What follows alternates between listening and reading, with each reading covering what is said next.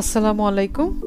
আজকে আমি আপনাদেরকে রান্না করে দেখাবো গ্রাম বাংলার একটি ঐতিহ্যবাহী রান্না কলার মোচা কিভাবে ভাজি করতে হয়।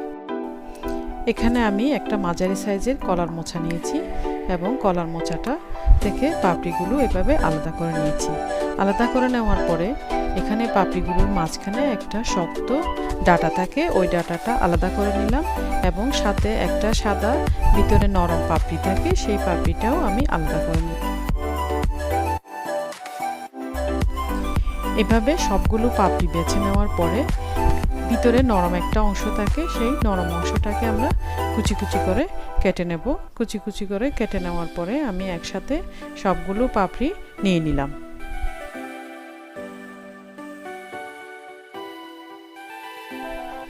সবগুলো কেটে নেওয়ার পরে আমি ধুয়ে নিলাম। ধুয়ে একটা পাতিলে নিয়ে নিলাম।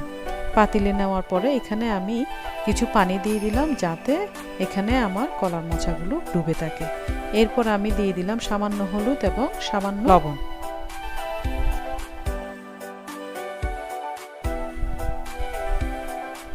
এখন আমি চুলায় আগুন দিয়ে দিলাম। চুলায় আগুন দেওয়ার পরে আমি একটা ঢাকনা দিয়ে এটাকে একবার বলক আসা পর্যন্ত ফুটাবো। এই যে ফুটে উঠেছে। ফুটে ওঠার পরে আমি এটা একটা ছাঁকনিতে পানিগুলো ছেঁকে নিব।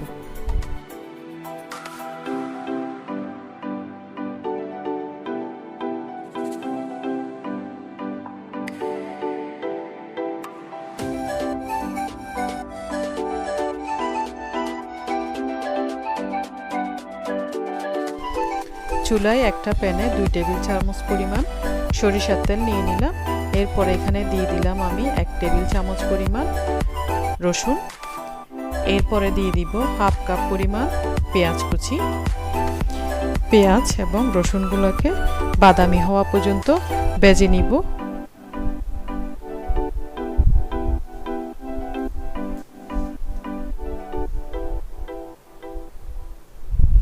এই ফাঁকে আমি কলার তোরগুলোকে একটা কেচি দিয়ে ছোট ছোট করে একটু কেটে নিলাম, কারণ আমি প্রথমে কুচি কুচি করি নাই।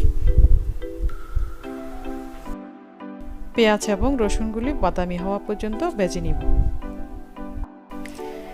দিয়ে দিলাম শুকনা লাল মরিচ, এগুলো আমি আগে কেটে রেখেছি। মরিচ দেওয়ার পরে এগুলো আমি নেড়ে চেড়ে একটু আবার ভেজে নিব।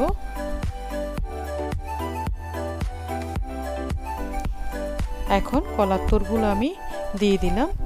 দিয়ে দেওয়ার পরে আমি এখানে মশলাগুলো অ্যাড করব। দিয়ে দিলাম 1 চা চামচ হলুদের গুঁড়া, 1.5 চা চামচ রাঁধুনি মাংসের মশলা,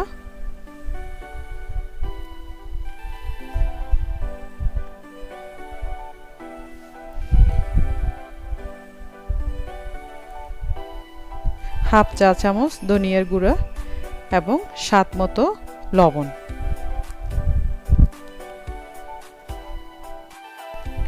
মশলাগুলো যাতে সবখানে মিক্সড হয় আমি ভালো মতো নেড়ে চেড়ে দিব।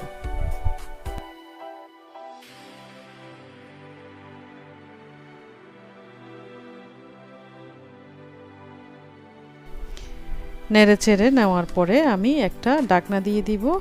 ঢাকনা দেওয়ার পরে মোটামুটি লো হিটে 5 থেকে 7 মিনিট মতো রান্না করব। 5 থেকে 7 মিনিট পরে আমি চেক করে দেখতেছি রান্না হয়ে গেছে কিনা। যদি নরম হয়ে আসে সেক্ষেত্রে আমরা বুঝে নিব যে আমাদের রান্না হয়ে গেছে।